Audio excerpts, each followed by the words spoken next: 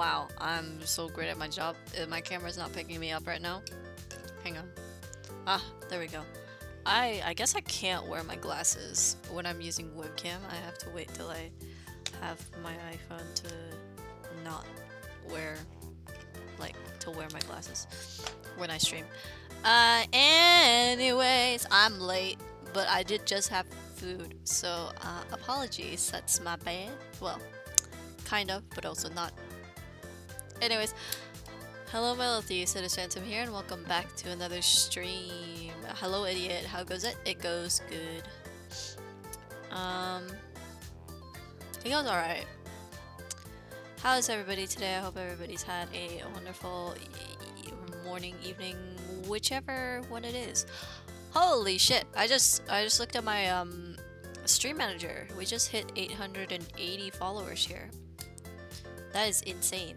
I know it doesn't sound very exciting right now, but I'm kind of surprised because 880 is insanely close to my goal for this year, which is 1,000 followers by the end of the year. I'm only 120 away. That is insane to think about. 180 away, and I had only checked like the other day. That is insane. You guys are insane. I love you guys. I really do. That is an insane amount of people to be following me, to be honest with you. And I cannot tell you how much I appreciate that. I really do appreciate all of you, like, taking time out of your day following me and just, you know, coming in whenever you can and watching my crazy content. Thank you to the coffee treatment for following while I was offline. I hope you enjoy yourself here. You're alive and mostly uninjured. Well, that's good. You're not doing anything too reckless, I hope. Well, as you know, today we're not playing any games. Today's a very chill day. We're just gonna read a book. If you wanna know what the book is, just hit exclamation mark book and you'll know what the book is. You're a good boy? Are you a good boy though? Are you? Who's a good boy? Who's a good boy? Oh gosh. Anyways, yeah, a lot of things have been happening. I've started coloring my model, the ref that I'm drawing up still. I started coloring that, so that is going. It's kind of insane, really. I'm doing that, and I'm almost done, and I can put it all together, draw some of the zoomed in bits, and then yeah, I'll be done with that one, and I'll probably redraw Ying's ref just to make it all look the same. Okay, so I do apologize for being late, but we will be reading our book. Whether it will go on for only 2 hours or will go on for the full 3 will really depend on how I feel, because last time it did take a lot for me to not, like, to actually keep going, because it really started hurting my head, because for some reason the thing in this book, the names and stuff really gave me a headache, so hopefully this time around I'll be able to get through it just fine. But we did start like an hour late, so I might end up just having the 2 hours anyways, because we are like an hour in already. Thank you so much for the headpads, Yami. I really do appreciate that. We'll probably either... Yeah, I'll probably kill the BGM, because I think I killed it last time, so we'll kill the BGM again. Better late than never. What do you mean? Oh, you mean the stream? Yeah, that's true. That's true. I'd rather be late and have a shorter stream, at least like 2 hours or so, than not stream at all, because it really does, like, it kind of helps me with like keeping some kind of routine, but also it helps me with actually reaching my goal and knowing that I'm doing something with what I want to do. Now I know I have a I have a command for it, but I think I'll write it down too because I feel like it.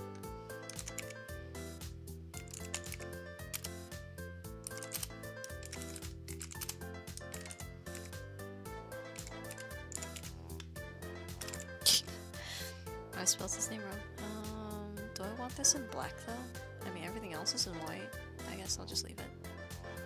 This is the title of the book. To those of you who don't know, this is the title of the book. Hang on, I'm gonna make it all bold. I mean, all capitalized, sorry.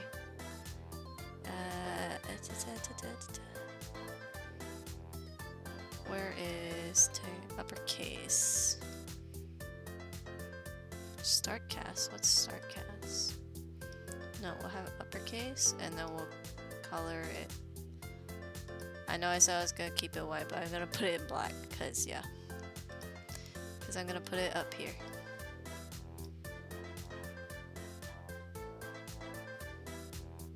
Bam. Alright, there we go. There's the title of the book. Ba ba ba boy. Okay. There's the title of the book. We're reading The Various.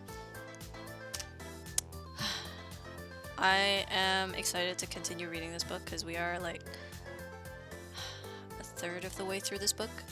But I'm also not, because the last time we read this book, I did get a headache while reading the book because of the names and the confusion that I was getting throughout the previous chapters. So this time I think I will take my time with it and I'll read probably a tad slower than I would usually do when I'm streaming, like when I'm playing games and such. So I'm gonna just take my time. We're just gonna have a chill day today. If you guys wanna like talk or anything in chat, I will respond, obviously, as per usual, even though I'm reading, because interacting with you guys is fun. But I will be trying to keep my mind on the book. For those of you who are just coming in and this is your first time on a reading stream, we have read bits of this book before. So if you guys want to go on the other streams where I have read this book, they're all on the VODs channel. If you hit !socials, it will be in a playlist on that channel. We are currently on chapter 10, page 152. I don't know why I'm telling you what page it is on, even though you literally don't have a physical copy of the book. I must sound like such a sad old person. I still have physical books, which is nice. It's not always ideal to have like digital books because it's the feeling of turning a page physically that's just so satisfying. But also now that I see this tag at the back of the book, I want to tear it off. It's a really old price tag on the book. I kind of just want to rip it off. I'll do it after stream. Okay, so we're on chapter 10 of The Various.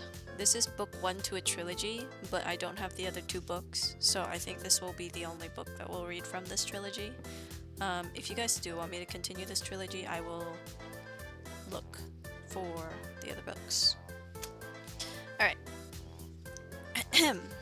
Chapter 10. Midge had found it difficult to get back to sleep after the excitement was over.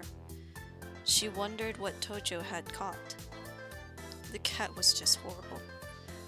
And she half wished that Uncle Brian had found that wretched thing and bounced a brick off its head, as he had threatened to do. Then more important considerations entered her mind. The royal forest, and what was about to happen there, seemed more urgent than Tojo's antics. She felt sure that the winged horse was connected to the forest somehow. And now the woods were going to be cut down. Tomorrow she must speak to Pegs and learn more. Something else ningled at her. So much was happening that was hard to keep track of her own thoughts. The sink. Yes, that was a strange thing. She had meant to go back there and look again, but had forgotten about it. Her hand had touched something when she was searching for a torch. A bundle of rags, or dusters maybe, but it had felt odd. And the strange thing was that she had been looking under there earlier that morning, when she was deciding what to use to clean pegs up. That was how she remembered the whereabouts of the torch. There were no rags or cloths there then. So, what was that beneath the sink? She shivered slightly. Maybe it was best not to know. No, that was silly. And the more she thought about it, the more she felt she had to know. It was no good. There would be no sleep until she had put her mind at rest. Midge put on her dressing gown once more and tiptoed from her room. Now that she was out of bed, she wasn't sure that this was a good idea. The dim landing light had been left on, and that was a comfort.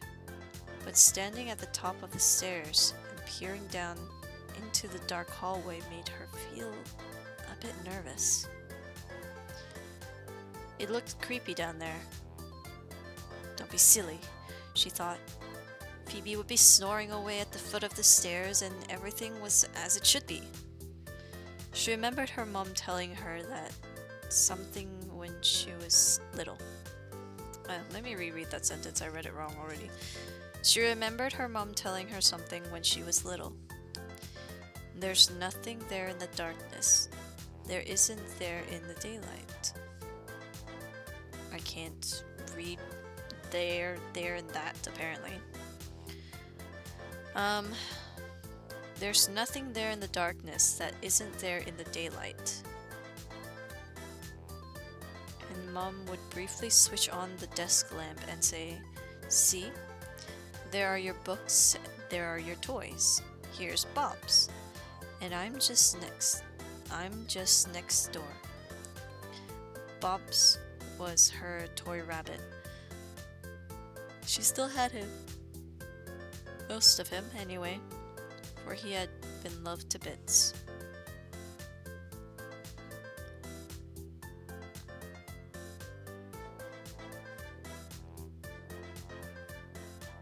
Oh, thank you for the reminder. I completely forgot to do that. Thank you.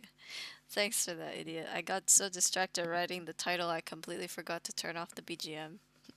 Thank you, thank you. Wow, a silly me. She gingerly put a bare foot onto the first stair and instantly jumped. There had been a slight noise down in there in the darkness. What an appropriate time to redeem that, miss. Why? You couldn't have thought of a different time to redeem that. You had to redeem that now when we're having like a chill time reading a book, missed? Huh? You never come here and the first thing you do as you return is redeem that while I read a book. You want me to moan while I'm reading while I'm reading a relatively fantasy-like children's book? Are you sure? This? You're curious? You're curious? I could have sworn you've redeemed this before and you say you're curious. You said find out. Yeah. I did say that. I say that quite often when it comes to redeems. But, what the hell? Well, whatever. I'll still do as redeemed unless you change your mind, but... Anyways. It's a bit odd, really. The thing is, this is not gonna be warned or anything when it comes to the VOD. I guess the only warning they have is me complaining that you redeemed it.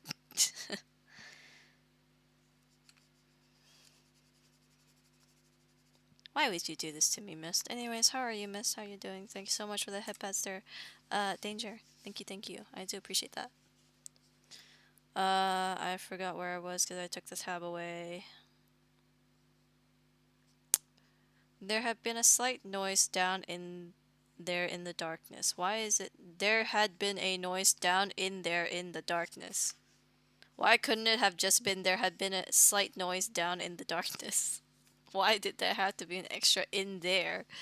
Why? A faint double click. Not the sort of noise that Phoebe would make. It was more metallic or mechanical. Right by the front door.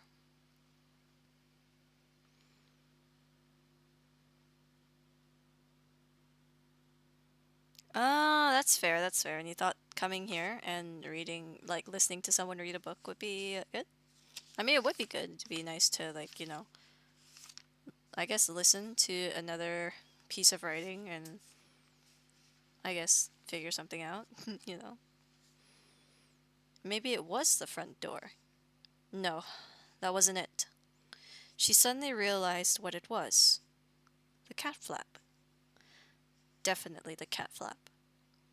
And there was very and that was very strange because no cat ever used the cat flap. She knew this was so because she had tried to help the favored one through it one day, and Uncle Brian's had said, "Sorry, Minch, no cats in the house. The flap is put there when Katie was younger, against my better judgment." She wanted to keep one of the kittens as a house pet, but Phoebe just wouldn't have it, I'm afraid. Can't say I blame her. It was never used in the end, and I'm not going to upset the old girl now. Play with the kitten outside if you like, but don't encourage her to come in. I keep meaning to unscrew the thing. Spoils the good oak door.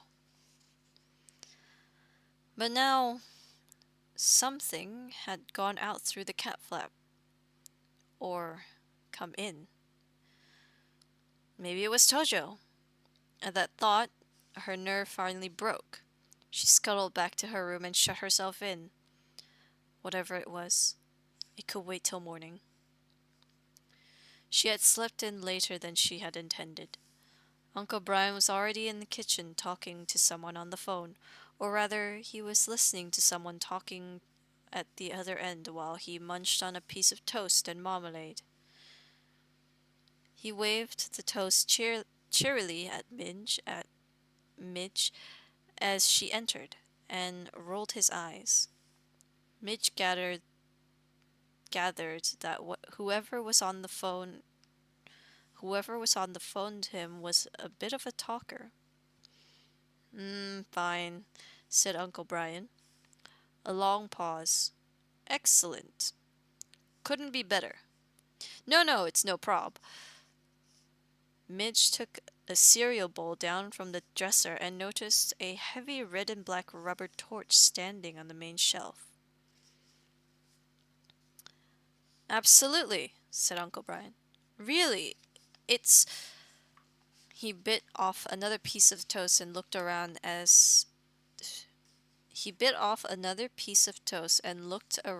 to see where he had left his coffee.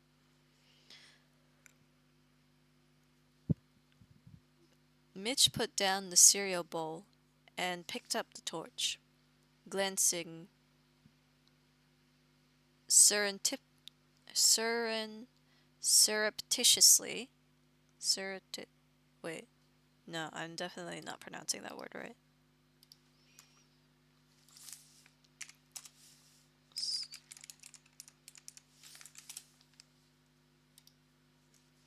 Oh, I was pronouncing that word right. That's kind of weird. Surreptitiously. Glancing surreptitiously at her uncle and seeing that he was preoccupied, she took the torch and casually walked over to the sink. Excuse me. She lifted the little curtain and replaced the torch beneath the sink, pretending to tidy up a few of the things in order to make room for it. Her eyes scanned the clutter of objects quickly and thoroughly. There were no rags or bundles of cloths there. Nothing but the same few bottles and boxes that had been there yesterday morning. Mitch straightened up, and the curtain still raised in her hand, and gazed thoughtfully at the confined space. "Don't give it another thought," said Uncle Brian. 4:30. Yes. Yes. Okay, okay. Pat, I'll be there. Don't worry. Yep. Okay. Bye. He put the phone down and grasped the table as though for support. You gods can talk that. Oh. Ye gods, can that woman talk? Sheesh. Gets it from her mother, of course. Now there was a woman with a tongue. Miss Whiplash, I used to call her. Morning, Minch. All well? What are you looking for? Cornflakes? We keep we keep 'em in the cupboard, sweetheart. Not under the sink. Oh, no, it's okay, murmured Minch, absently. Just putting the torch back. She let the curtain fall and walked over to the food cupboard. Who was that? She said, more to distract her uncle than anything else. Well, it was... Actually, no. Perhaps it can wait till later, said Uncle Brian. Words. A bit of a surprise. He had intended to sound slightly mysterious, but Midge had hardly heard him. You all right? He said, looking at her solemn little face. Is that what it says? Yeah. She forced a half smile and brightened up a bit. Yes, she said. Didn't sleep very well, that's all. No surprises there, said Uncle Brian. Which reminds me, I think I'll round up the bantams and count heads. And if there's so much as a feather out of place, he gulped down the last of his coffee, I'll be reaching for the 12 bore. Swear to God I will. See you later. Peggs was looking much better. His head was already raised as Midge sled? Is that supposed to sled in through the doorway? Is that what it's supposed to say? But that doesn't look like the... What?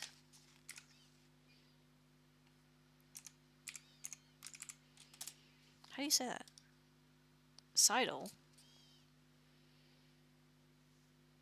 Walk in a fruit... Okay. His head was already raised as Midge sidled in through the doorway of the pig barn, and his eyes had lost much of their former pain.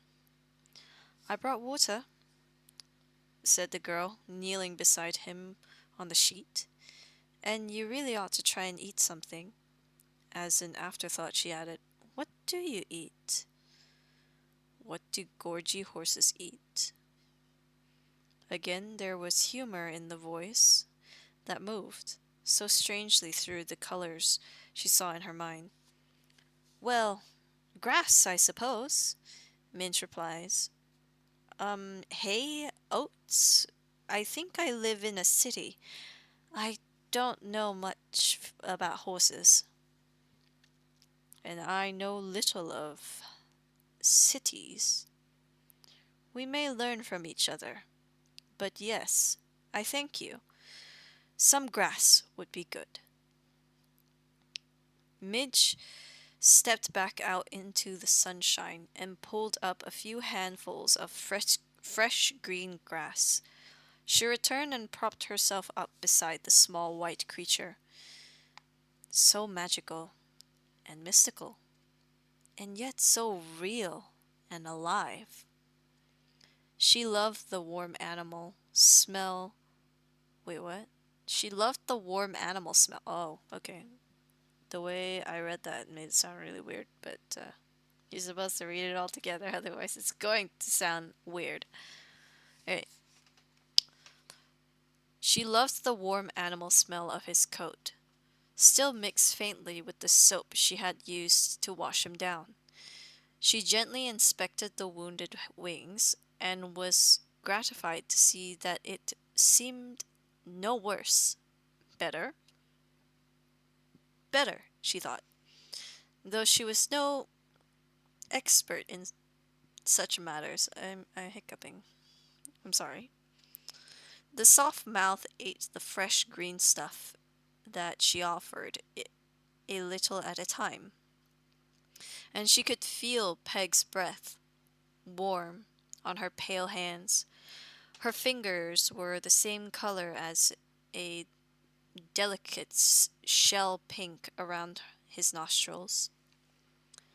She gave him water from a plastic bottle, as before, wiping the clear droplets from his mouth with a checkered tea cloth she had brought.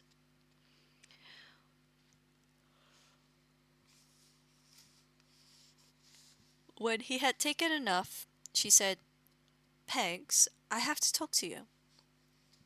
The deep eyes looked into hers, waiting.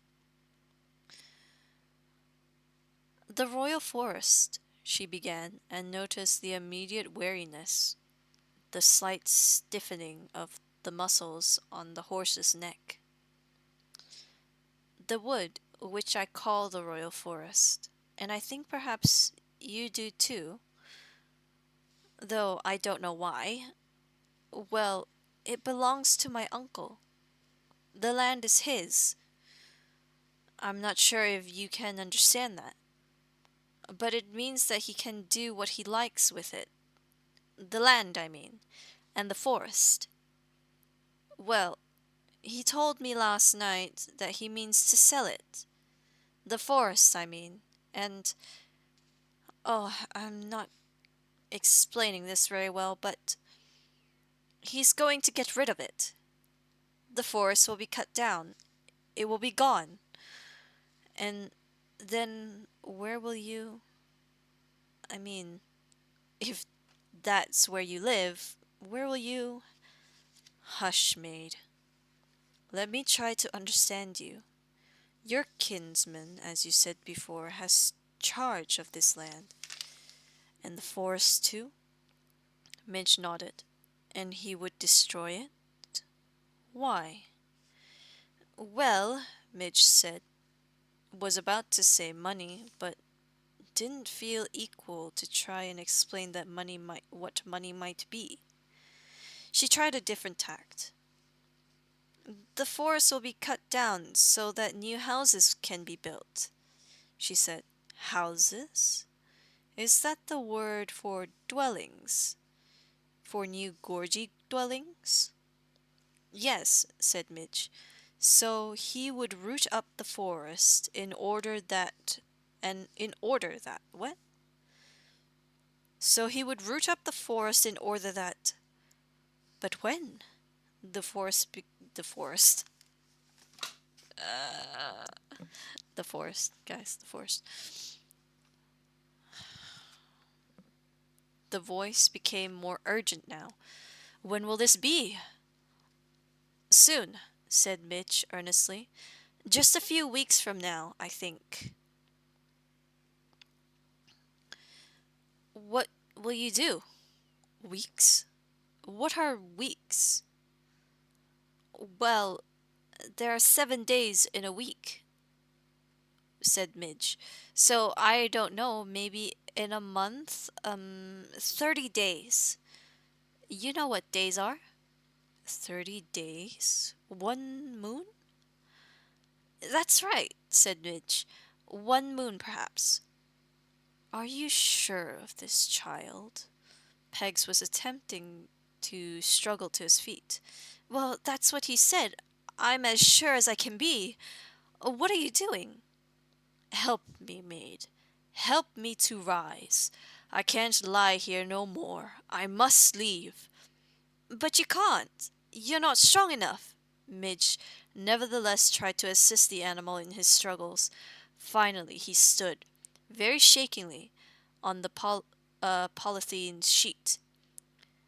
He looked so fragile and helpless on the unstable surface of the polythene, the thin legs barely able to support the weight of his body, the wings half extended in a vain attempt to gain balance, that Midge could see that she had been right. Pegs was unable to go anywhere of his own accord. She put her arms beneath the animal's chest in support as he sank onto the sheet again, exhausted. Pegs laid down with a sigh and looked at Midge. I almost said her name wrong. The dark eyes were filled with pain once more. There was a long moment of thought. Maid, have you the strength to carry me? Pegs, said Midge, I don't know if I can carry you. I'll try, of course I will. But you'll have to tell me where you want to go, and why, and who you are, and what you're doing here.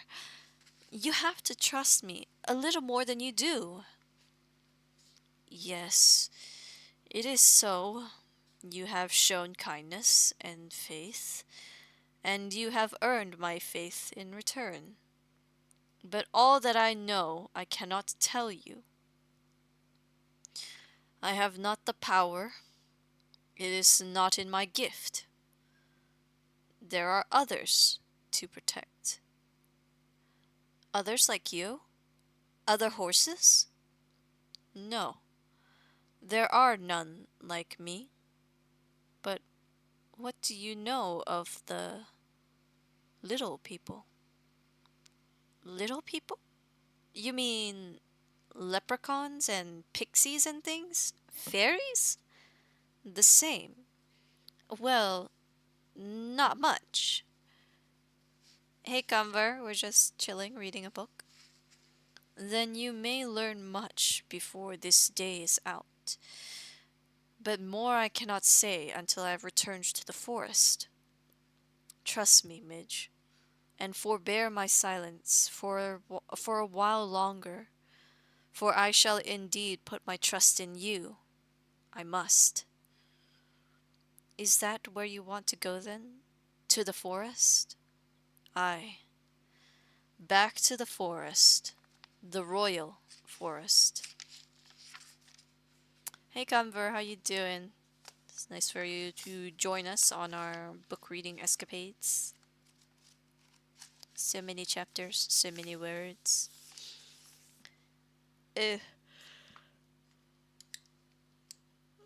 Excuse me, for those of you who are new, I do apologize. Reading actually zaps quite a bit of my energy, so I do yawn a lot when I read, admittedly enough. You might have noticed this when we're playing other games, especially ones that require me to read. But I'm just letting you know so that you're aware. I will yawn a lot because of that very reason. So apologies in advance if you're new here. She found that once she was upright, she was able to carry the horse slung around her shoulders without too much difficulty. She was small for her age, but she was no weakling, and she had a determined nature. Pegs, moreover, was light, so slenderly built and so fine-boned that he was no heavier than a tiny deer. Under Pegs's direction, they had made their way diagonally up the slope from the pig barn, working round the hill towards a point a few hundred yards distant, where there was a small gully in the hillside. Along this gully, from a spring in the forest, water flowed. A stream in winter, although at this time of year it is merely a damp trickle. Follow the what the hell is this word? No, no. Is this even English? Is this even English? Is this a made-up word or is this an actual word?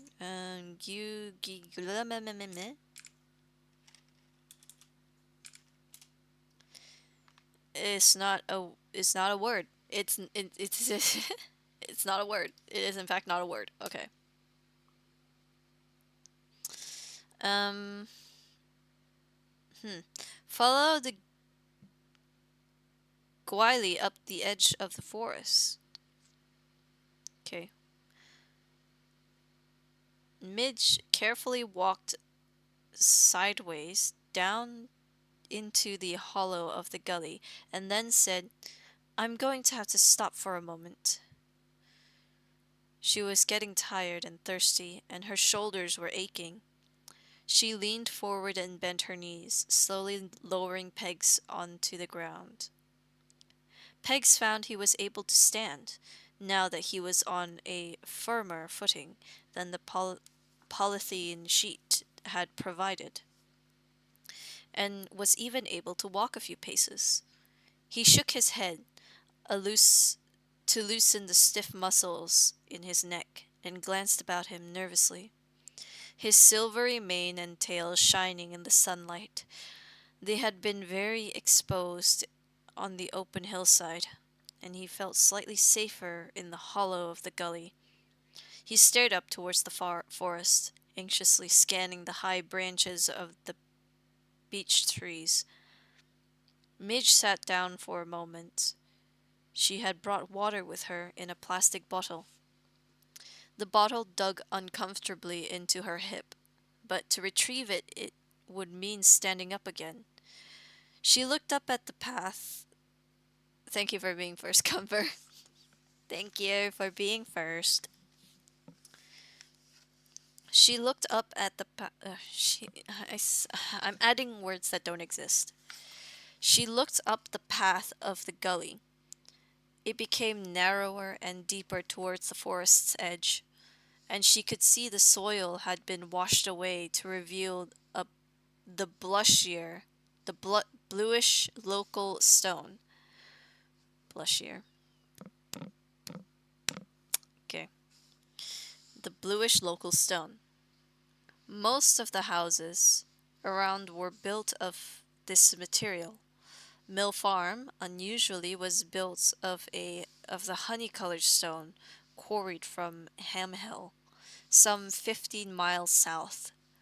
The gully ran right up the edge of the forest, where its source was buried beneath a thick overhanging curtain of dense brambles. Is that where we're going? She said to Pegs. It is where I'm going. Carry me a little further, if you are able, good friend, and then I shall ask you to rest a while and wait for me. So Midge crouched down once more, tucked her head beneath the horse's body, and stood up straight, holding on to the slim legs. She walked up the long grassy gully, picking her way carefully as it grew more stony and wet. Moist. That wasn't a word in the book, I swear. The sun was higher now, and she was hot.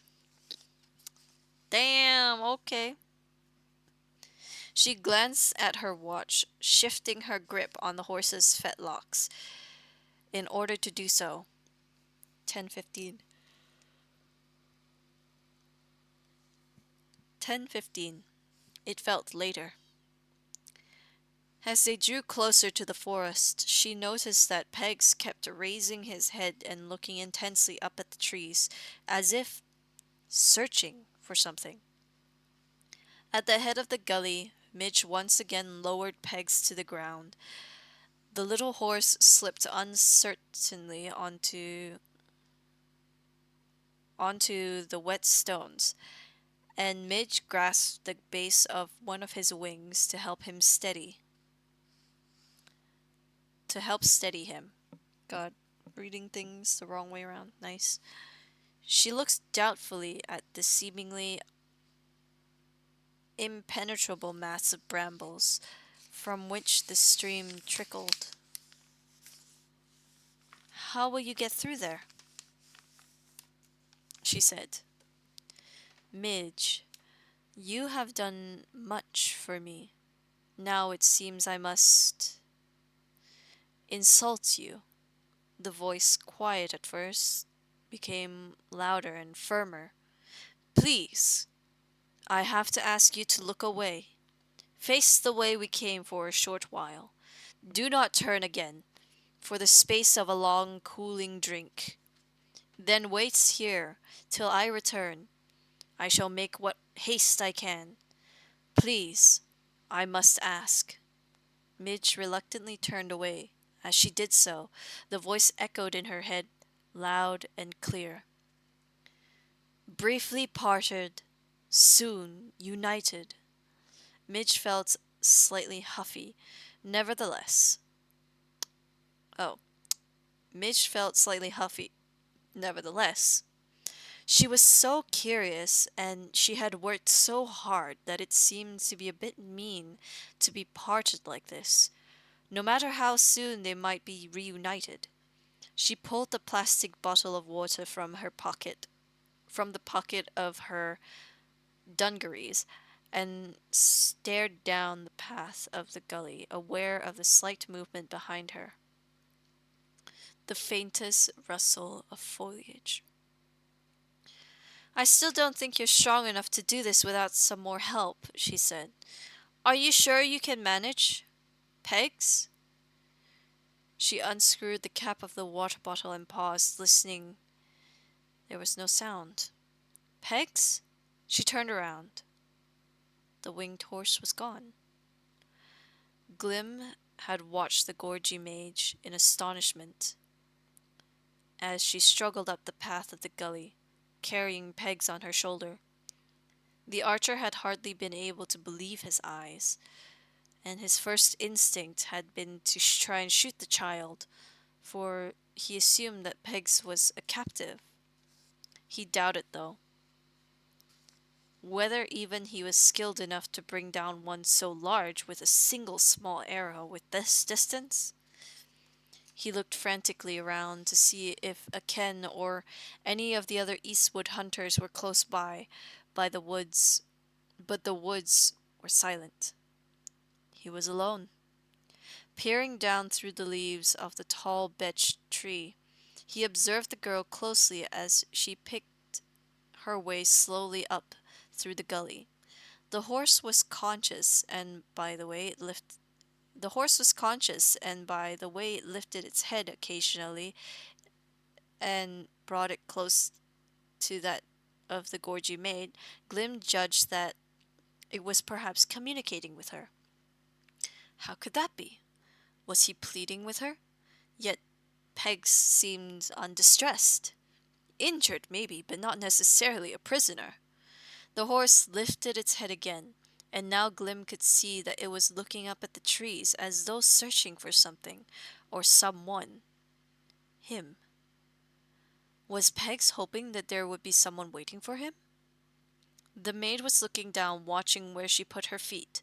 Glim waited until the horse's head was raised once more, and then, taking a huge risk, he stepped into view and waved an arm briefly. He hoped that Pegs had seen him, because by Eli's, he would not do it a second time. It made him feel too nervous. He watched the strange pair for a few seconds more. It was apparent that they would eventually reach the top of the gully and the hidden exit of the East Wood. That would happen then? What would happen then? This was an urgent matter. The hunter soared quickly from branch to branch, descending in the direction of the forest spring that flowed out through the Eastwood tunnel. He would get there first, follow the spring into the tunnel, then watch and wait. What could Pegs be thinking of, to allow the giant to come so close?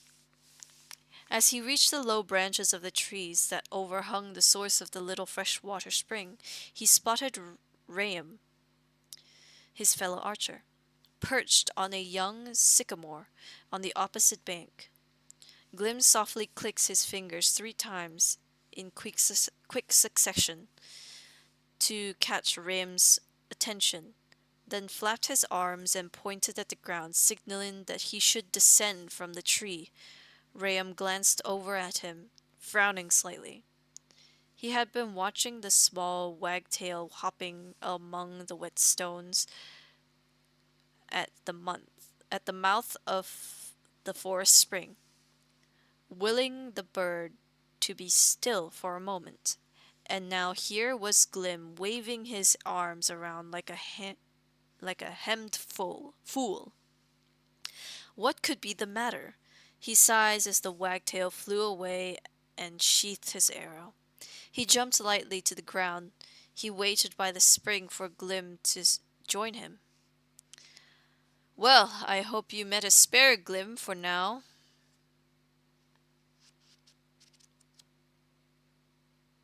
God, I really can't fucking read. Hold on. Well, I hope you've meet to spare, Glim, for now I find myself shortened, I reckon to be, he said. Thanks to thee, half a squirrel should see us square, I judge.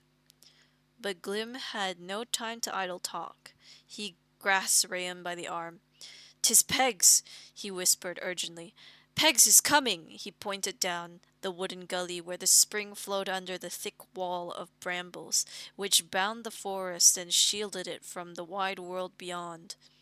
"He's wrapped about the shoulders of a gorgy maid. They're coming up the Gwilly, t'other side o' the briars." "What?" said Ram, as his face blank. Said Ram, his face blank, uncomprehending. What? If the situation hadn't been so urgent, Glim would have laughed. Ram looked stupefied. Glim kept a grip on his friend's arms and then hurried him along the bank of the thin stream. They ducked beneath the undergrowth and around the bushes that grew beside the water until they came to where the trickle disappeared beneath the wild brambles. Running through the middle of this tangled mess of thorns was a closely woven wicker tunnel, arched over the path of the little stream. As the hedge of briars had grown over the decades, so the wicker tunnels had been extended until it was now over 20 feet long. The thickness of the hedge. Over 20 feet long, the thickness of the hedge. There were 4 such emergency exits through the walls of brambles which enclosed the forest, one for each of the north, south, east, and west woods, maintained and repaired by the woodlanders against the day when they might be needed. Although the Westwood Tunnel was in more or less constant use by the Wisp for their fishing expeditions, Glim and Ram crept quietly along the Eastwood Tunnel until they came to the door at the far end. These opened inwards and were also made of wicker, culled from the gorgy withy beds. Okay. Woven into the outside face of the basketwork doors were lengths of old bramble foliage, dried grass, and bits of creeper. Didn't know we were playing Minecraft. With a dense curtain of living brambles hanging over the front of the camouflaged doors, it became impossible to see them. They were part of the thick undergrowth. The Ikri hunters stood behind the doors in the semi-darkness of the tunnel, waiting and listening. Ram still struggling to understand exactly what was going on. God, Jesus. Pinpricks of light penetrated the wickerwork here and there, catching the dark ripples of the trickling water at their feet. The gentle flow seemed loud in the dim seclusion. I almost said seclusion of the woven tunnel. After a minute or two, Glim thought he had heard a click of small hooves on the wet rocks outside. He nudged Ram and put his fingers on his lips. Then came a loud, clear voice of the Gorgy Chi. Sounded very close. How will you get there? Pegs was heard to mutter some reply, but neither hunter could catch what was said. This was dangerous business. Where was the signal? And what of the maid? Peg spoke again, clearly this time, asking the maid to turn away. Glim glanced quickly at Ram and raised his hands, waiting for the signal. Briefly parted, soon united. Immediately the two Ikri gently pulled the wicker doors. Light flooded in to the basketwork tunnel. Through the curtains of bramble on the outside, Glim and Ram moved rapidly forward, helping to silently part the brambles as Peg stepped between them. The little animal ducked as it entered the tunnel, treading quietly and carefully along the slippery path of the stream. The hunters quickly closed the wicker doors once more, having caught the brief glimpse of the girl, standing in the bright sunshine with her back towards them, no more than a cricket's jump away. The winged horse emerged from the wicker tunnel, and, with help from the two Ikri archers, stumbled onto the grassy bank beside the little stream. Pegs raised his head and sniffed the air. It felt good to be back among the familiar surroundings of the forest. Glim and Ram were full of concern and wondered. Pegs, what's happened to ye? Said Ram. And what bist doing with a gorgy maid? Bist hurt? Did the giants do 'em harm? Pegs lowered himself into the grass, the effort of doing so making him catch his breath.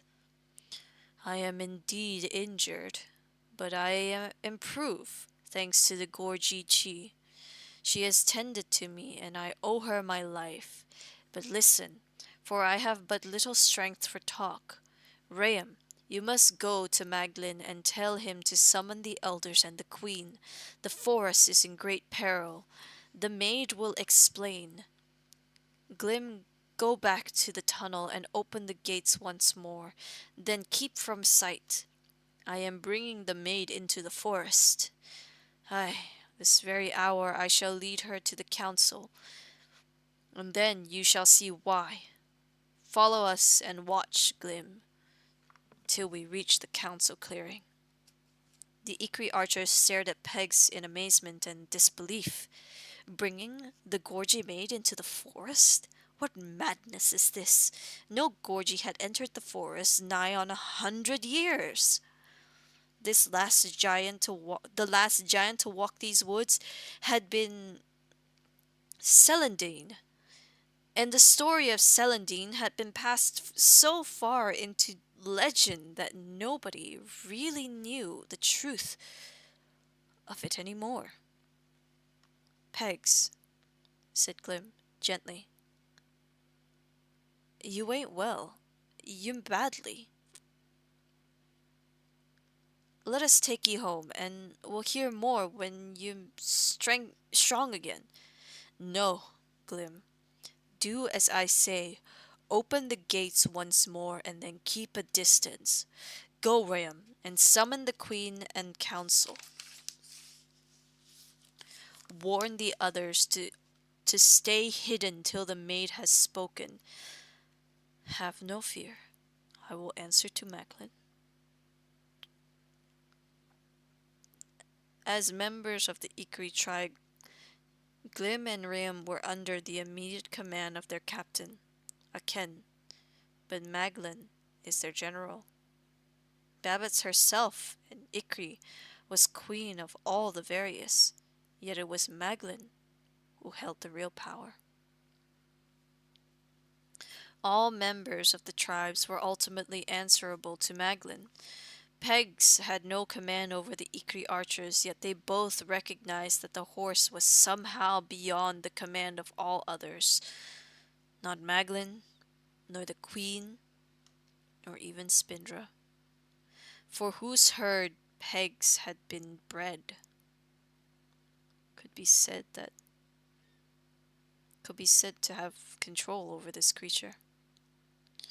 The animal was young, yet born of another time, truly magical, in ways that were beyond their understanding.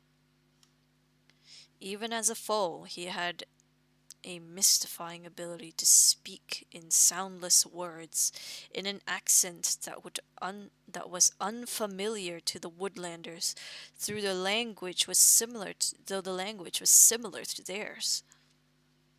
Like a mad maven, the horse could not be fathomed or placed. Maven the Green was old, old beyond all memory, ancient when the council elders were children.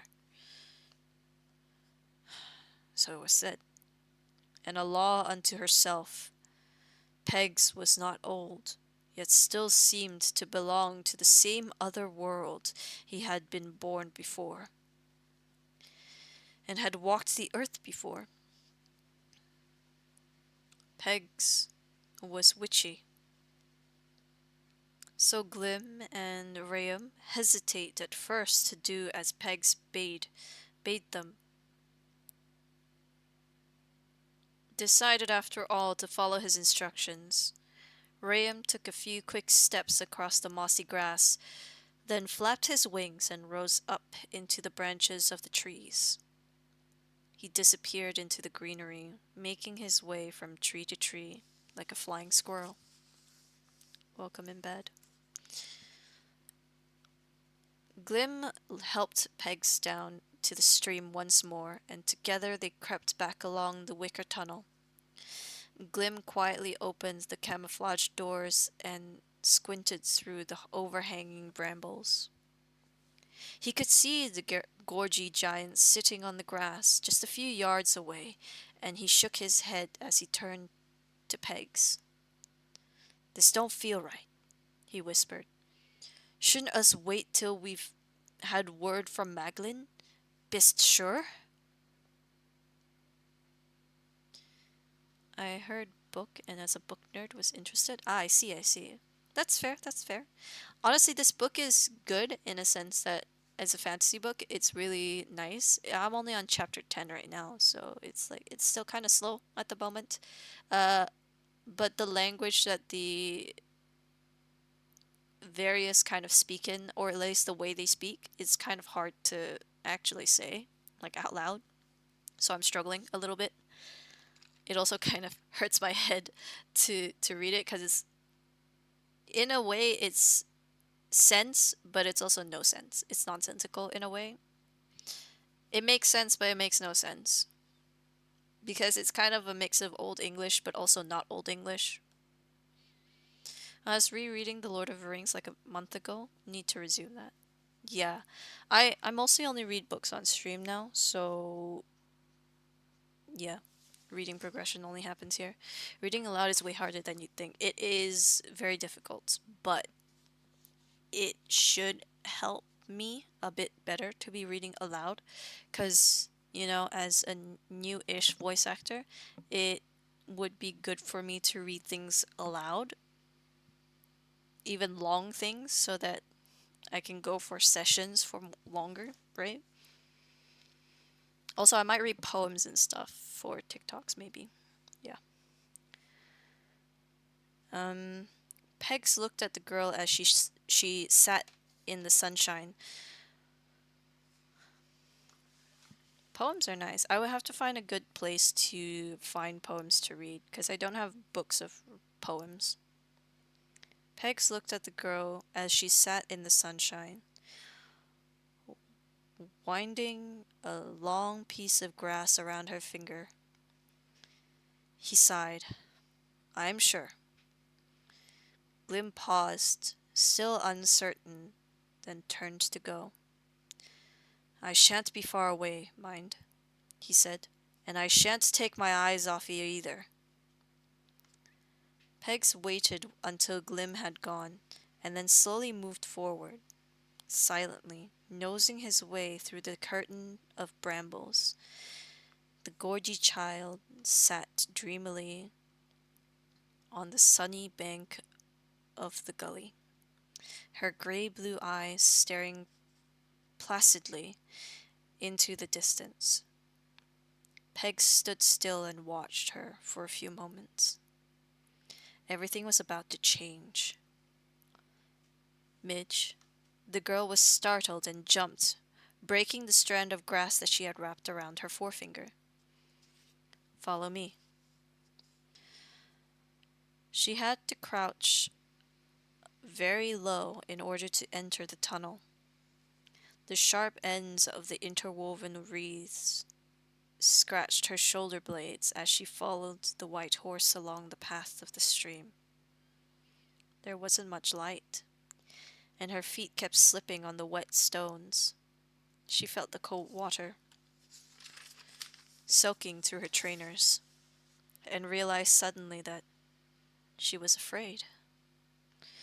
More than any other time since she had met Pegs, she sensed that she had stumbled upon and was stumbling towards a strange secret, something hidden in the dark and perhaps dangerous. She didn't like it, and if there had been room to turn around and go back, she would have done so. Her notion that Pegs was perhaps man-made and experimented, some zoo-bred crossbreed between a horse and a bird, finally disappeared for good.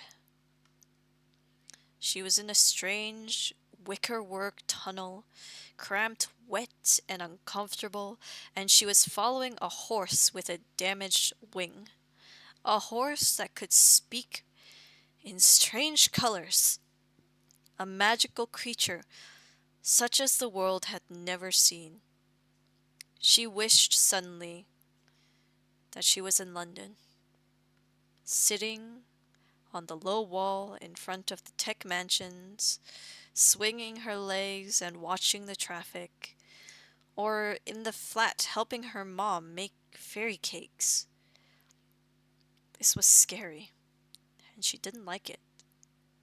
The basket-work roof snagged at her clothes, and her feet were soaked and muddy. The cut end of a withy scrape scraped the back of her head and got caught up in her hair. What was she doing in this horrible place? She ducked lower and saw that Pegs had reached the end of the tunnel. He turned to face her, framed for a moment against the light, stretching his wings as he awaited her. He looks beautiful, like a picture from the Bible or a book of legends. Midge felt less panicky. She splashed through the last few yards of darkness and emerged into a sunlit forest. Chapter 11. They stood on the bank of the stream, the girl and the horse, bathed in the hot sunshine that fell upon the quiet woodland. And it was quiet. No birds sang and no creature stirred. Only the faint trickle of spring water broke the silence. Midge rubbed the grazed skin on her neck and shoulder blades as she looked about her. How tangled and confused everything was. The trees looked ancient, twisted and overgrown. Many were dead, and huge moss-covered limbs lay on the ground or were propped up at crazy angles against trunks overgrown with ivy and creepers.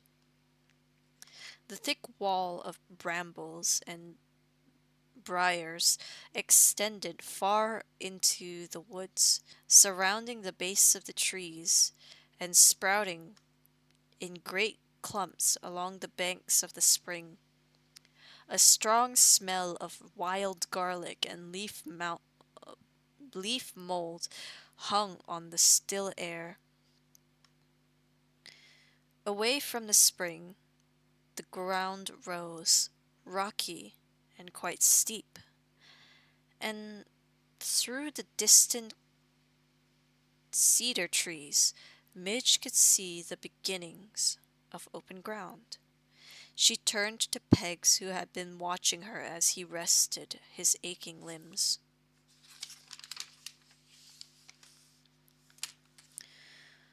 "Why have you brought me here?" she said. "What are we doing?" "Come, we will walk together, and I will talk as we go." The horse moved off in a direction of the high ground, and begun to pick his way, slowly and painfully, between the bushes and clumps of briars. Midge followed, walking beside Pegs when space allowed, and falling behind when the path grew narrow.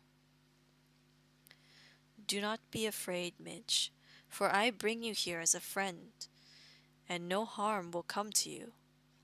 I quizzed you before as to whether you knew aught of the little people, known to your kind as fairies. Today you shall meet with the forest dwellers, those who live in these protected places. 5 tribes there are, and they may be all that remain of the little people, the various impish tribes who dwelled in this land long before the Gorgi came to claim it. You are the Gorgi, Midge, the giants and the ogres who now rule the earth. The impish tribes that you call fairies are known to themselves as the various, and are descended from the great traveling tribes of Elise. They have become trapped here, who once traveled where the wind took them, and they may soon be no more. This wood that they call the royal forest is their last home. By chance and good fortune it has been spared, for the Gorgi did not enter here.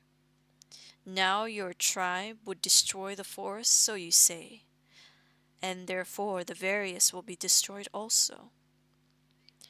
I am taking you to speak with the Queen and her council, that you may explain to them their likely fate, and they will see for themselves and believe what is to be. In doing so, I take great risk, for you may bring your kind down upon us, yet so shall they come if I do nothing. And it may be that you can help us. If not, it will make matters no worse." Midge listened to this in amazement, completely dumbfounded, and when Pegs stopped to rest for a moment, she still found no words to say. Little people? What did Pegs call them? The various? Living in her uncle's woods? It wasn't possible. Yet when she looked at Pegs, a miniature horse with wings, she knew that all things were possible. She thought of the TV program she had watched with Uncle Brian,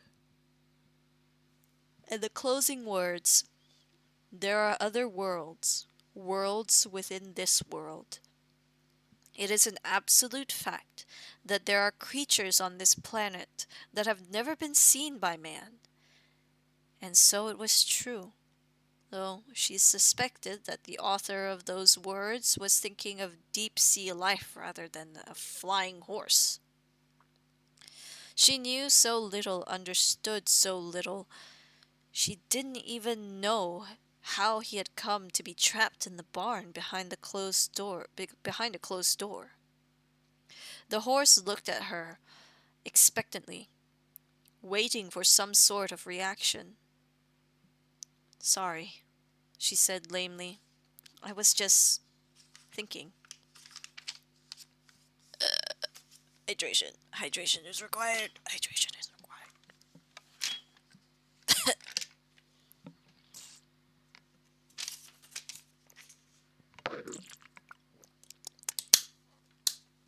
Hydration. Delicious water. Okay. The urgent thrum of a woodpecker sounded in the distance, and it seemed to catch the horse's attention. At any rate, he spoke no more for a while. In silence, they climbed up into a rocky area. Here grew a few stunned hawthorn trees. Stunted, it's a, not stunned, sorry. Stunted hawthorn trees and budlia bushes. Hang on, I need to know how to pronounce this word. Oops. Oh, how do you pronounce that?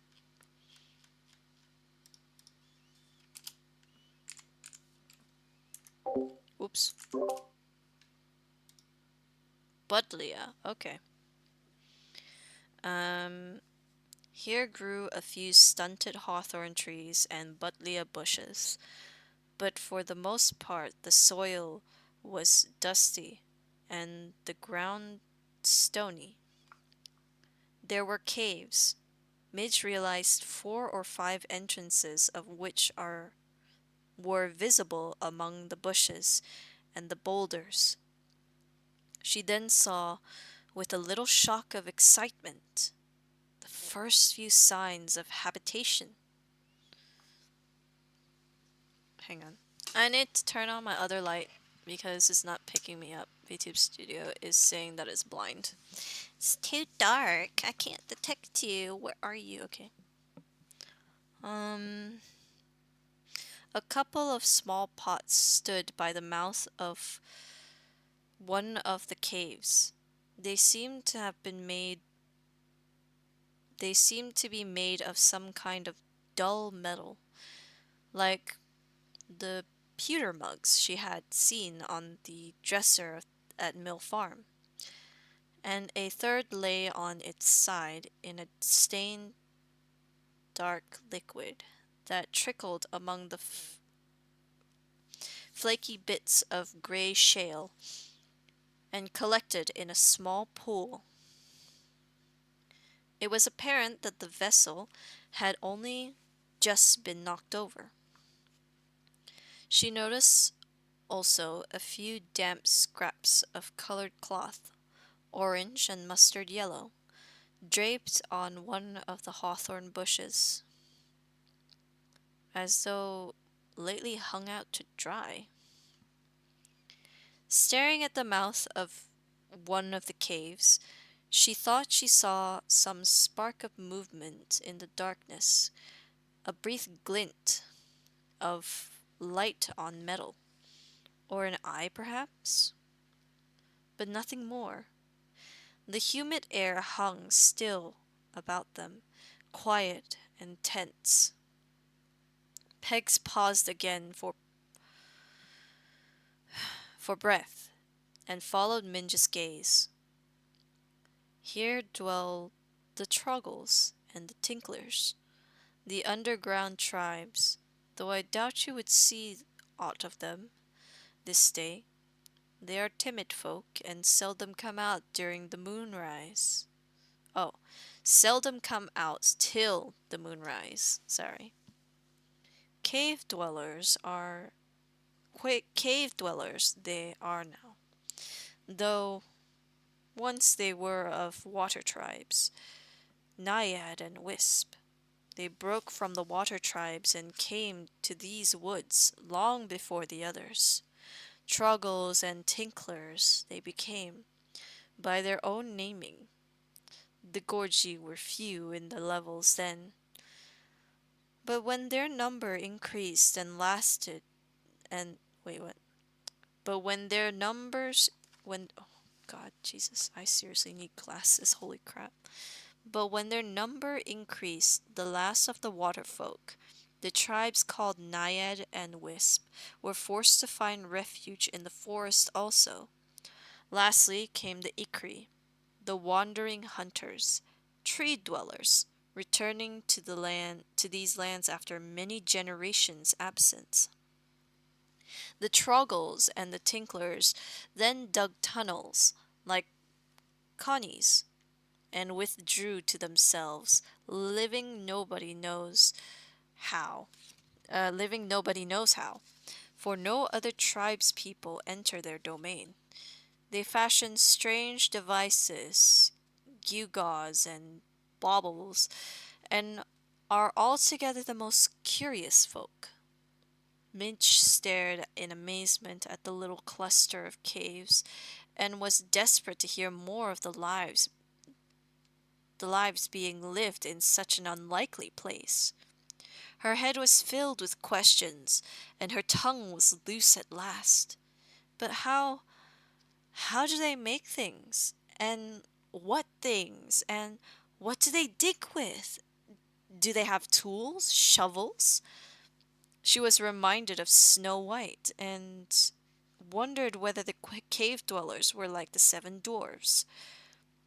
She imagined little beard men running around with pickaxes, digging and singing hi ho. Ridiculous! But what were they, then? She wanted to see.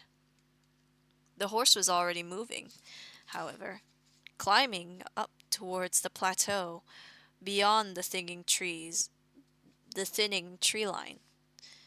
Come, there is much to do. Peg stood in the long dry grass at the end of the great clearing, catching his breath and waiting for Midge to draw level. The girl had become distracted by one of the Ikri dwellings, a wicker pod hanging among the sycamores, and had stopped to stare at it, calling out to him for explanation. "What is this, Pegs? What's this thing for?" How loud the child was! Her voice rang through the silent, watchful trees and wait, what? Her voice rang through the silent, watchful trees and echoed around the deserted clearing. Pegs waited as the girl came swishing through the grass, twigs snapping beneath her feet. She sounded like a forest fire. "Pegs," she said, breathless and excited, "there's a big basket thing back there, hanging in the trees. What is it?" "Benzo's dwelling." "What?" "It's a pod, a dwelling, the home of an Ikri hunter." "You mean someone lives there?" The sound of the woodpecker, insistent, commanding, rattled once more across the clearing, and Pegs looked up. Good. The Queen and the Council were gathered. "Yes, someone lives in there, and has likely gone deaf from you asking. Maid, you must temper your voice. We are unused to such clatter. Remember where you are. Move and speak gently, and all will be well. Many eyes are watching you, and many ears are listening. Many hearts are fearful of your presence. Be calm and be soft and easy. All your questions will presently be answered." Minch looked around apprehensively. The thought that she was being watched had not occurred to her, and she immediately felt self-conscious. "Sorry," she whispered, "but where are we now?" She gazed along the green expanse of the clearing and suddenly realized that it was cultivated. How unobservant she was! At first glance, she had not registered the fact that the clearing was in reality like a big plantation. All manner of greenery, potato plants, carrot tops, lettuces, and onions stretched out before her, and in the distance she could see pea sticks and the wigwam row of running beans. Running beans. The beans are fucking running away because they're running beans. The wingman rows of runner beans. Who does all this? She gasped. It's like, I don't know, like an allotment or something. The sound, that sounded silly. I mean, I can't believe that all this is going on in the middle of my grand uncle Brian's old woods. They were standing at the southern end of the great clearing. In the distance, Pegs could just see the hazel bushes that marked the entrance of the council clearing. He wondered what was happening there. Much confusion, no doubt. Perhaps he should allow the Queen and Council a little more time to prepare themselves. He turned his attention to the gorge made once more. This is the great clearing, tended by the Naiad tribe for the most part. Here are grown the crops that the various depend upon for their existence. The summer has been kind, but the recent winters have been hard. The soil has grown thin. Rayam had found it relatively easy to convince Maglin of the truth, of the news he bore, and of the need for swift action. Maglin was finding it much harder to convince the Queen of the same. The Ikri general swept down from the royal pod in exasperation and stamped over to Aken, who was waiting by the rowdy doe tree. Little Martin was already at his post, seated high upon the perch. "Sound general alarm," shouted Maglin at the woodpecker, "and be quickly at it. The Gorgie has entered the forest. All to conceal themselves. Then sound Queen and Council. Summon to council clearing. Once you are done, get out of it and hide yourself. Jump to it, fellow." Little Martin jumped. "We'll see if that will shift the old whoosh bird from her bed," added Maglin sourly. He spoke to his captain amid the sharp rattle of the claven sticks. "Aken, the Naiad horse has returned, and has brought a gorgie maid for company, if you please." What can the hemmed animal be about? We must prepare ourselves as best we may. Find what company of archers you can and get to the trees, as close to the Queen as you are able. It says as you be able. I kind of just corrected it in my head as you are able. Tell Skrull to leave the westwood and come over to the east. No action till you hear it from me. Go! Maglin ran back to the royal oak, where Rayam stood next to the Queen's guards awaiting further instruction. "Rayam, make swift return to the south wood and watch for Pegs and the Gorgie. Be Glim there also? Well and good. Bring further warning to the council clearing." Then they draw near. No attack, mind. If the Chi is unprotected, as you say, then we may deal with her when we learn more of Peg's intentions. Maglin finally addressed the Ikri guard. "Stay at your post, bows ready. Bows. Bows ready. Why are they spelt the same way? It makes it so confusing. It's stupid. Stay at your post. Bows ready. Arrows notched. The queen may descend, or the general. Or, the general muttered, something beneath his breath. She may not.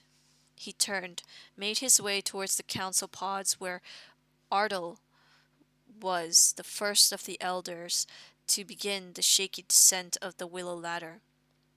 Maglin! It was an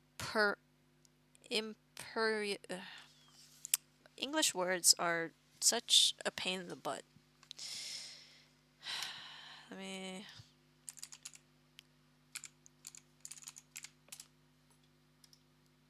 Imperious.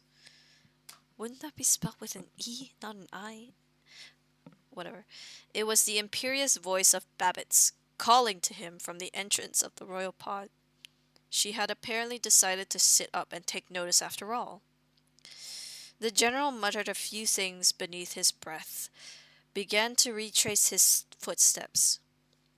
Having given the Gorgie maid as much information regarding the forest and its inhabitants as time allowed, Pegs now attempted to prepare her for their arrival to the council clearing.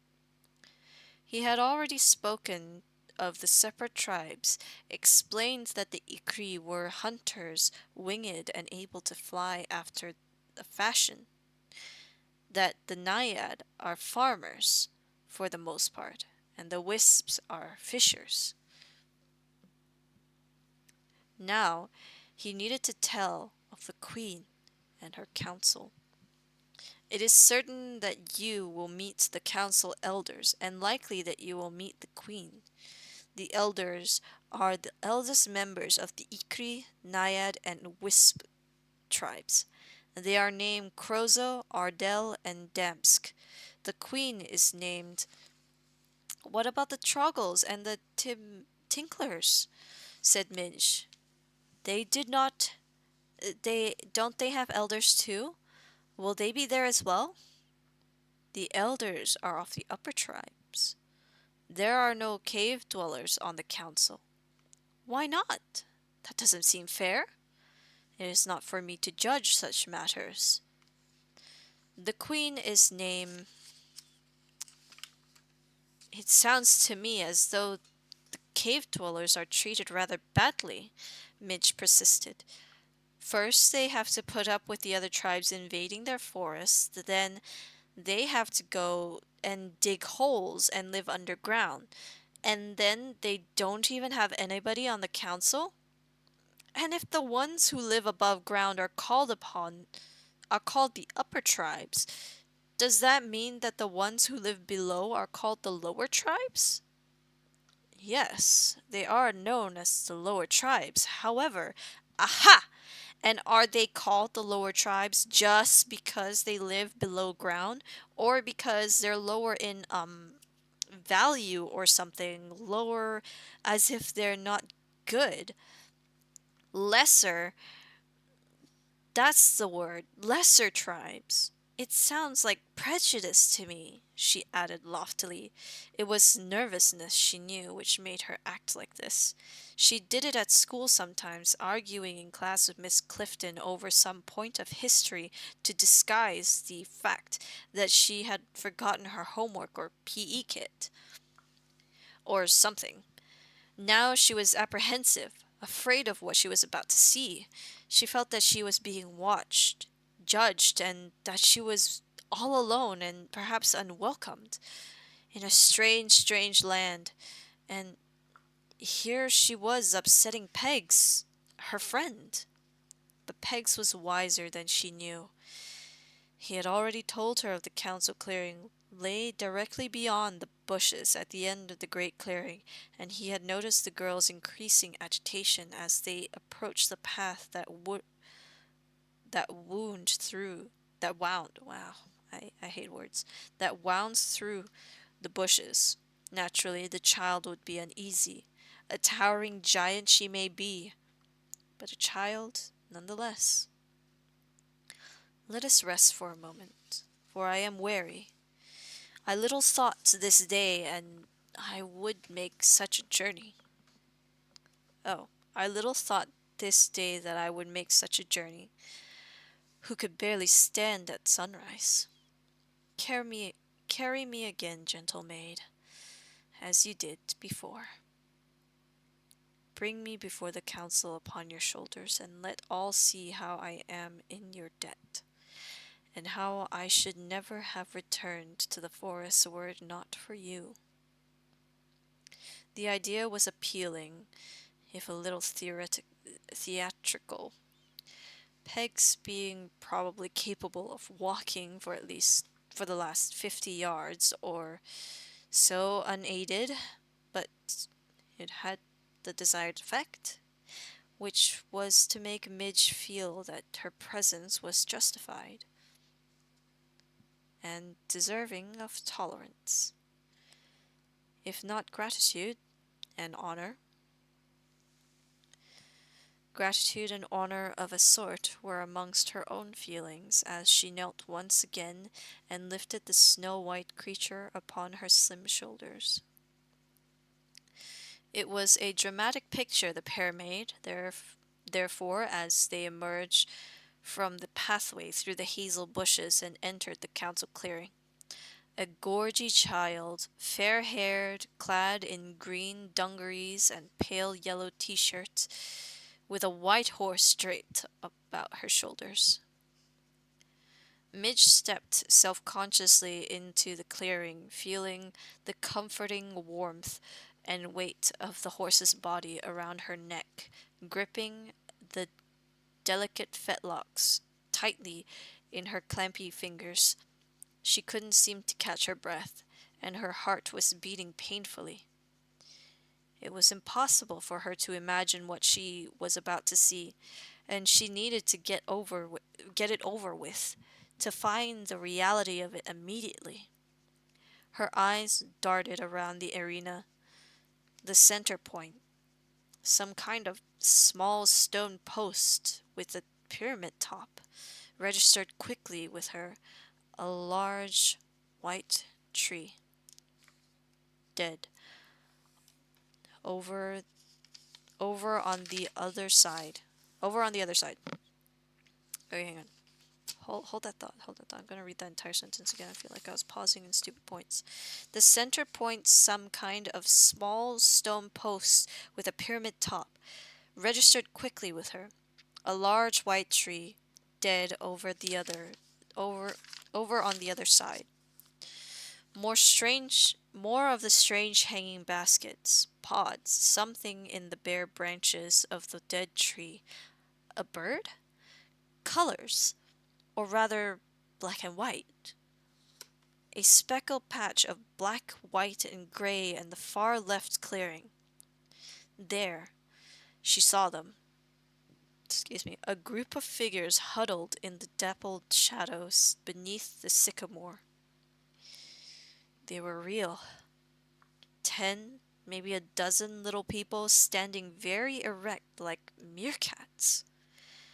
Yes, they reminded her of meerkats, the way they stood stiffly upright, motionless, wary, and alert, all looking in the same direction, winged like pegs, and magical, real, alive. Mostly dressed in black and white, just a few colors here and there, a strange and breathtaking sight. Walk slowly, approach the council and kneel. Lay me down and remain kneeling. Midge felt dizzy. She breathed in deeply, trying to be calm, and began to follow Peg's instruction, walking slowly across the clearing, her eyes fixed wonderingly on the little group. Their skin was quite dark, and their faces were broad-featured from a distance. They looked gypsy-like or aboriginal, perhaps. The dumpy little figure in the chair, though, the queen, was paler. Or maybe her face was powdered? They had weapons, bows and arrows and spears. Mitch drew closer and began to get a better perspective. The figures were bigger than she would have imagined. Maybe 2 feet tall? Not quite. Perhaps it, but certainly not the tiny creatures riding on the back of swallows that she saw in the pictures of books. About knee height they would be. They look so funny. She would have watched herself. She would have to watch herself. Sorry. English is hard. Hang on, let me adjust my headset really quick. My hair is escaping my headset. They look so funny. She would have to watch herself. She had a terrible habit of giggling when she was nervous. Most of the men, should they be called men, were bearded, and some of them were quite gray. In fact, there were 3 who stood apart, wearing long cloaks and leaning on sticks, looking positively ancient. They must be the council elders. How they stared at her. Their eyes, dark, dark eyes, never blinked. Something was odd about the clothing. A slight commotion in the dead white trees made her jump and look upwards. A winged figure sat astride a high, broken stump. He had dropped something, a stick, and the scowling eyes of the group flashed briefly in his direction as a piece of wood clattered among the dead branches and fell to the ground with a slight thump. The stick was dark and polished. Poor little Martin. He had deliberately disobeyed Magland by staying on his perch, for he wouldn't have missed this for the world. And now he had disgraced himself further by dropping one of the clavin sticks. Later, no doubt, there would be trouble. Mitch continued to gaze in wonder at the small figure in the stark leafless tree, but then felt a pang of sympathy for him. She could see that he had done wrong, made a mistake of some sort. He was a little brown creature, brown barefoot, brown leggings, some sort of brown leather jerkin, and thick brown curly hair.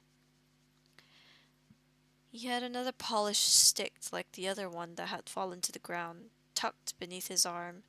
In his hand he held a brown hat of some description, which he twisted in an agony of embarrassment. Only his face was red, bright red with humiliation. It would be a kindness to look away, Midge realized, and she turned her attention to the group once more. She focused on the queen, an extraordinary being who sat very properly, majestically, in a faded blue wicker chair. Her gray hair scraped back into an untidy bun.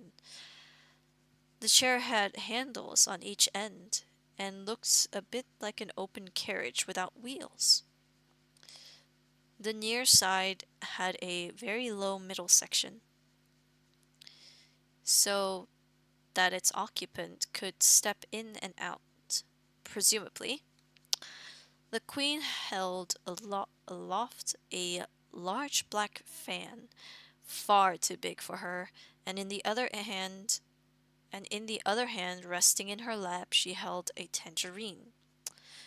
No, Mitch realized, it's not a tangerine.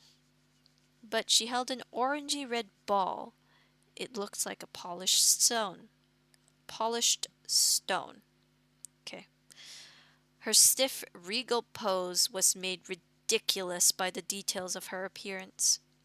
Her heavy makeup had been applied very approximately, so that her face looked like a child's painting that had gone badly wrong, and her off-white dress was purple stained with what might have been ribena, though it seems unlikely.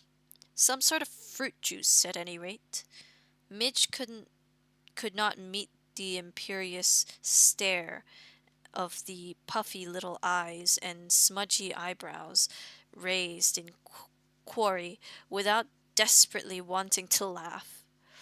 This was all so impossible.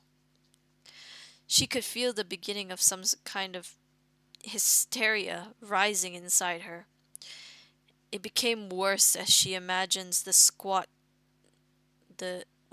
she imagined the squat little occupant of the wicker chair trying to fly. She bit the inside of her cheeks hard enough for it to hurt. Sometimes it works. She stood uncertainly before the assembled company, having momentarily forgotten Peg's instructions. In fact, she had ceased to be aware of Peg's altogether. So enthralled was she by what was happening. What was she supposed to do? She tried to stay calm. The suspicious eyes of the archers continued to gaze into hers. It was the warrior figures she had realized that were dressed in black and white, or shades of gray. Their spears and arrows were not pointing in her direction, but they were obviously at the ready, and it occurred to her that she might actually be in some danger. Yet this made her want to laugh even more. The whole thing was just so fantastic. The tense silence was becoming unbearable. Then a stray sycamore seed caught her attention as it twirled gently down from the tree and landed unnoticed upon the queen's head. It stayed there perfectly positioned, a neat direction of her gray bun, and that did it. The laughter that had been building up inside her spluttered forth, and she had a helpless attack, giggling and snorting so much that it startled the very pigeons in the trees. The bows and archers were raised slightly, and the company continued to stare at her in silent outrage. "Cease this laughter, maid. Lower me to the ground.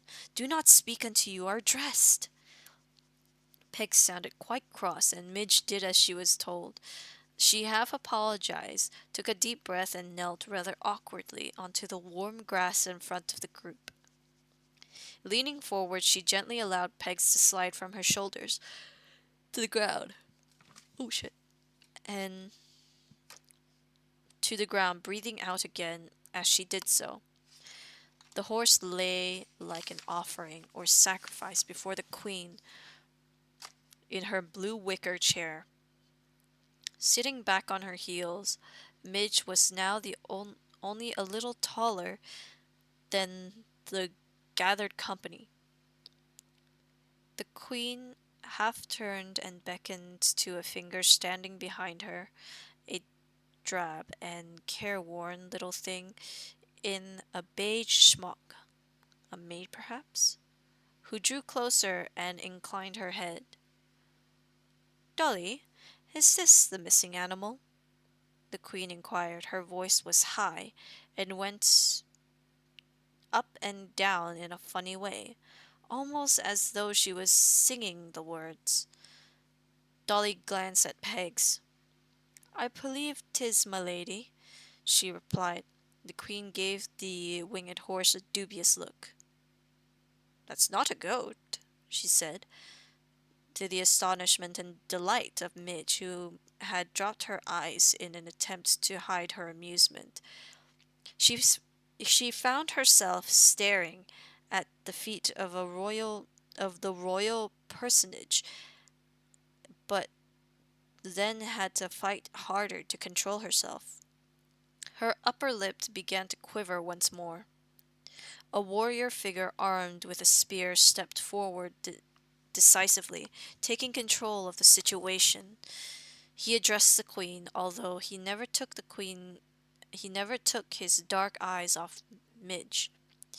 "If I may speak, my lady," he said. His voice has a harsh rasp to it. and his fierce gaze immediately dispelled any further attacks of giggling. He looked tough, cross close cropped hair, iron gray and silver leather waistcoat over an otherwise bare torso, and knee-length, I almost say bitches, it's birches of a black and gray striped material. Pinstriped? Yes, but how weird. And yet, that was it, thought Midge. Their clothing was familiar, or rather, many of the materials from which they were made were familiar. She glanced quickly around. Here and there were odd bits of evidence to confirm her growing realization that the Ikri were dressed in clothes which must have originated from the outside world. A pair of birches in what looks like old deck chair canvases, a frayed jerkin that might once have been the leg of a pair of faded black jeans, a belt from a toweling bathrobe, a knitted pixie hat in the shiny acrylic gray wool that had probably been worn by a baby long before it had come into the possession of its current owner, a pixie, for all she knew. Certainly there was evidence of the homemade jerkins of silvery gray fur, squirrel perhaps, rabbit skin boots, and some curious black and white caps made from magpie feathers. These last beings worn by the three stooping elders, but there was no doubt that odds and ends of human clothing had also found their way into the forest somehow, and had been cut up and adapted to the purpose of this astonishing little tribe. And there was no mistaking the origin of the tiny pink rubber boots worn by the queen, for Midge had once possessed just such a pair herself, when she was at play school, and remembered how proud she had been of their shiny newness. These were even smaller than hers had been, though they were a little too big for the queen. They looked old and very worn, but the little pony logo was still just visible. Midge tried not to look at them. The tough-looking fellow in the silver waistcoat, what what had that been originally, glances upwards into the trees that encircled the clearing, a deliberate and purposeful look as he thought, as though he was issuing a silent command. His spear was decorated with feathers, again black and white, tied in bunches along its length. It may have been ceremonial, although the metal tip, fashioned from an old carving knife, perhaps looked dangerous enough. Pegs now raised himself up on to his chest and was laying directly in front of Midge knelt, where Midge, wait, sentences, English, I can't read for shit. Okay. Pegs had now raised himself up onto his chest and was laying directly in front of where Midge knelt, his head turned towards the assembled company. The warrior approached to within 3 or 4 feet of where the horse lay. The sun glinted momentarily on the tip of the spear, a warning flash, a reminder of its purpose. He continued to hold Midge in his steady gaze, but his words were for Pegs. "A welcome return," he said, allowing the butt of his spear to rest on the ground, though in a manner so unforeseen that I might be dreaming. "I and all those about me. What be you dreaming of, Pegs? To bring the Gorgie within our midst? You are ailing, so we learn. Did you lose your wits along with your wings? I am ailing, Maglin, it's true. And without kindness of this maid there would have been no return, welcome or otherwise, for me. The news that she bears would not then have reached you until it was too late.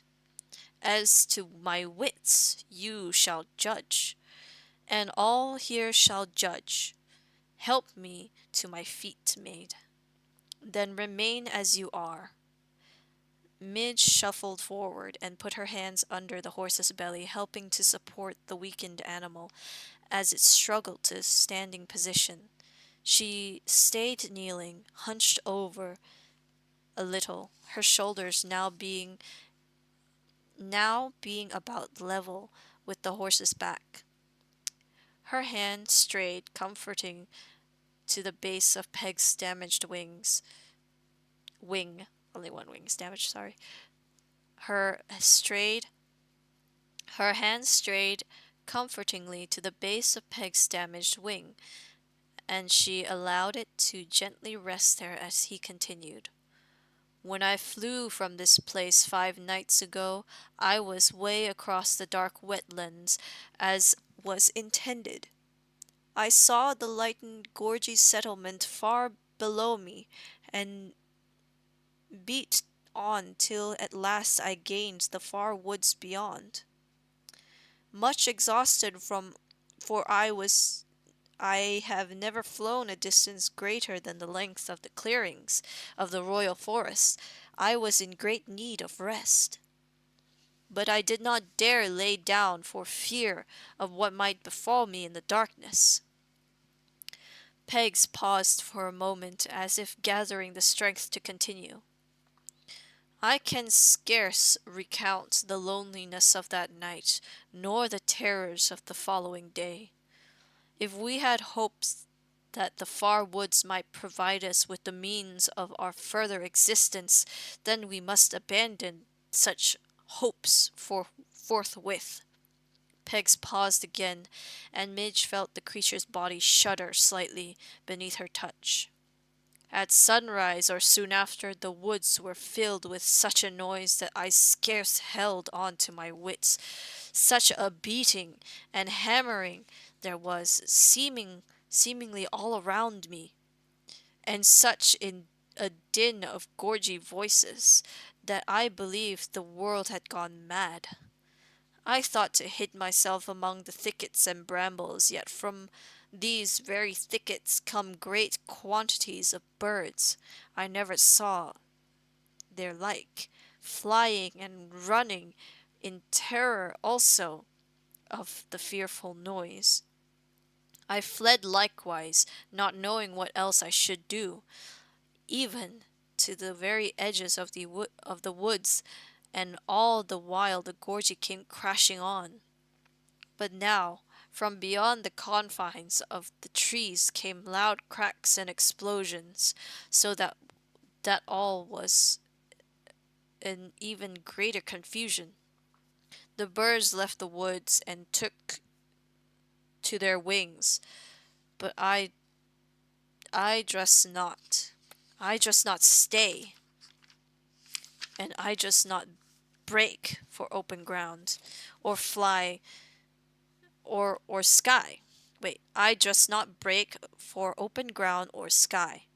Though the very hordes of giants were nigh upon me, I was certain then that my death was near.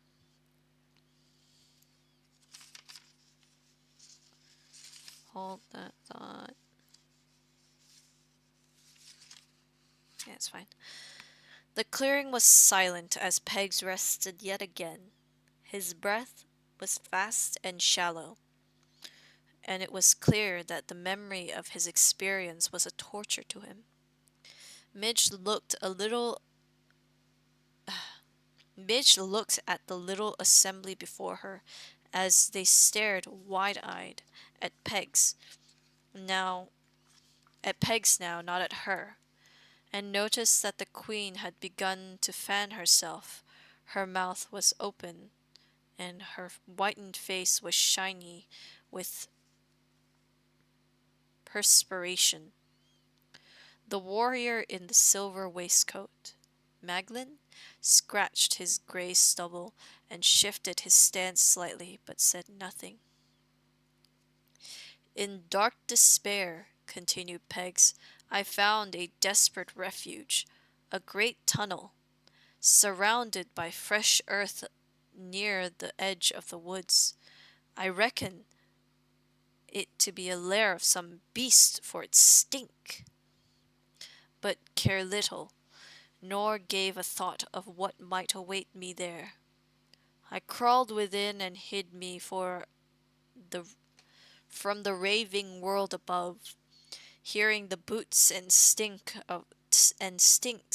and hounds of the gorges as they passed over my head. On they came, and more, crashing and thrashing as though they would beat the trees to flinders.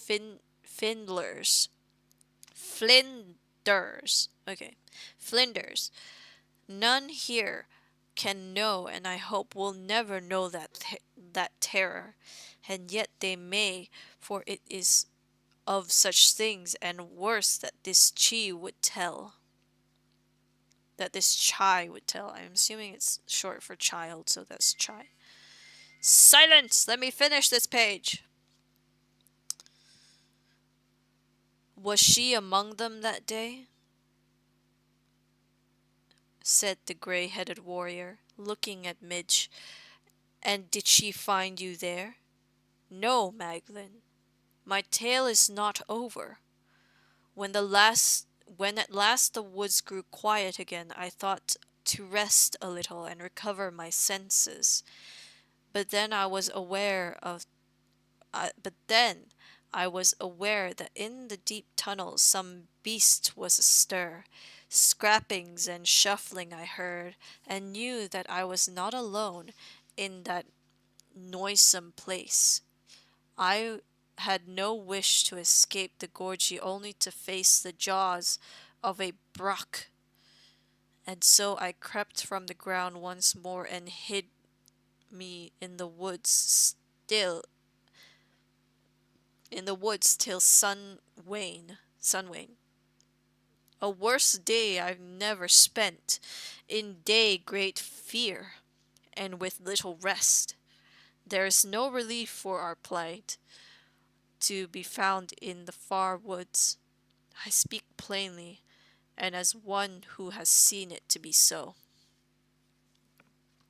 When it grew dark once more, at moonwax, I stood at the edge of the trees and looked out across the wetlands. I knew not whether I had the strength to return to the royal forest yet.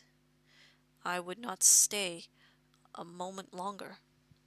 I launched from the hillside, therefore, and made way as best I might towards the dark shape of our own horizon, yet was greatly wearied even as I passed over the gorgeous settlement. With all my effort I beat onwards, but found that I could not gain the forest without pause. I fell from the sky and came down upon a brae that stood on the near hillside, making a great clatter on the ridges of root metal with which it was clad. The landing proved treacherous, and I slipped headlong, falling through it as a stone through ice, and down into I knew not what, a thicket of spears, it seemed, which pierced through and smote me, till I was entangled and broken. I felt great pain, and thought I did revolve upon a wheel and roll. Wait, I felt great pain and thought I revolved upon a wheel that rolled red among the havens of Elias. Then blackness came upon me and upon the world entire.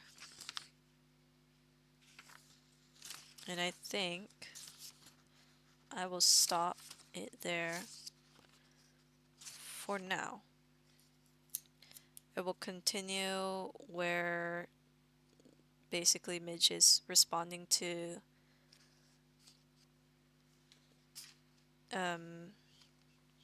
Peg's story. I'm gonna go make tea.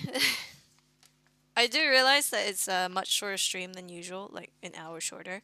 That's my fault, admittedly enough, but I hope you guys enjoyed the chill time we had today. Well, chill time you guys had. Frustration for me because English is so hard. And reading out loud is a pain in the fucking neck.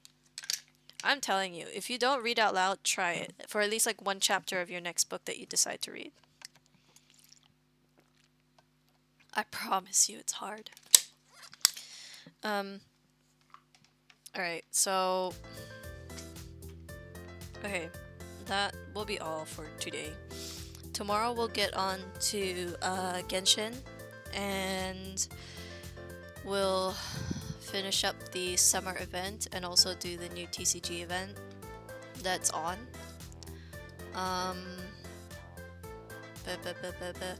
What else do we need to say? I have no idea. Hang on, let me think. I really do apologize for being late today, but I hope you guys had enjoyed your time nonetheless. We had a chill time reading a book. We got through we got through 1 and a bit chapters. This session was actually a little less headache-inducing, surprisingly enough, but I think it's because there was less of the various speaking and more of Minge and Peg speaking, which Minge is human, so obviously her English would be normal human English, and Peg's is like kind of semi-normal, so it's tolerable. But hopefully I will be a bit more used to reading the way that the various speak, and it would be easier. But I'll do my best. Hey Bowser, you're coming at the butt end of the stream. I do realize that the timer says it's been 2 hours, but yeah, I'm getting off now, Bowser. Thanks for coming in as I'm ending it, Keck W. Yeah, Keck to you. Bye-bye. Anyways, yeah, that'll be it for today. I'm gonna make some tea and pray that my throat won't be dead tomorrow for stream. Oh, that's nice. Did you like the story time?